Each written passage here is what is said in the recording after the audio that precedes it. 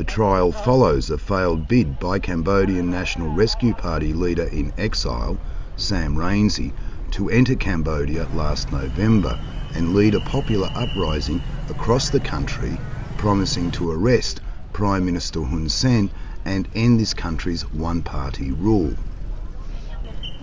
Among those charged with treason is Treason, a prominent political activist who spoke with VOA shortly before the proceedings got underway.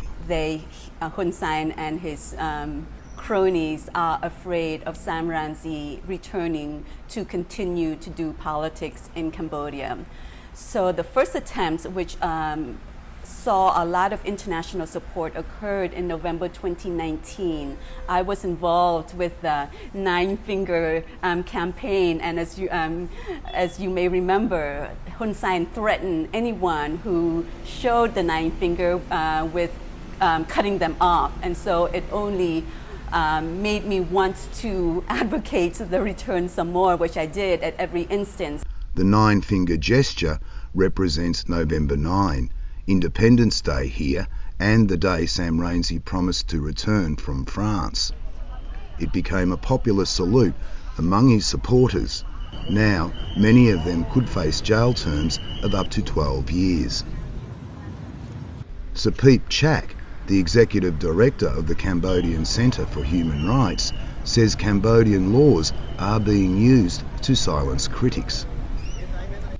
The problem, like you end up in jail simply because of your activism, and at the end, you would also been convicted at certain point with a suspended sentence. That is a common scenario we have seen, and that is somehow a kind of expected fate for any activist in Cambodia.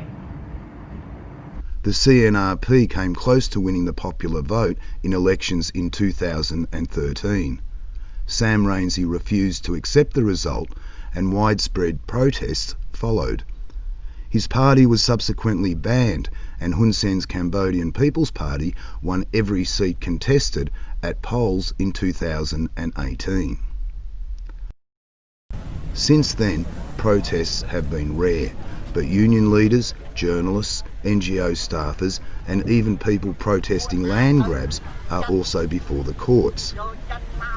Atit Kong, Vice President of the Coalition of Cambodian Apparel Workers Democratic Union, urged the government to reconsider its attitude to critics. The government should consider and also provide more free space for the people to exercise their rights. Treason, who is also a US-trained lawyer, says rounding up civil society leaders had made it easier for the government to arrest remaining CNRP supporters.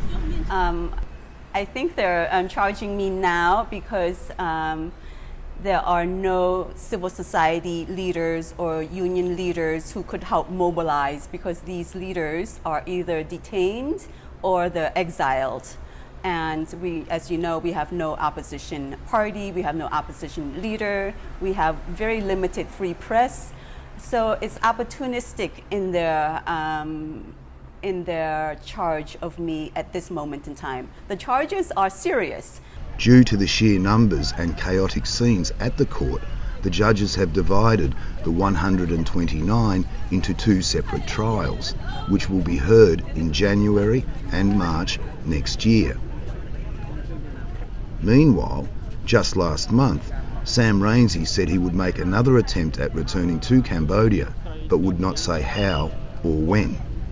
That won't sit well with the government and should raise further concerns among those who support him. Luke Hunt for VOA News, Phnom Penh, Cambodia.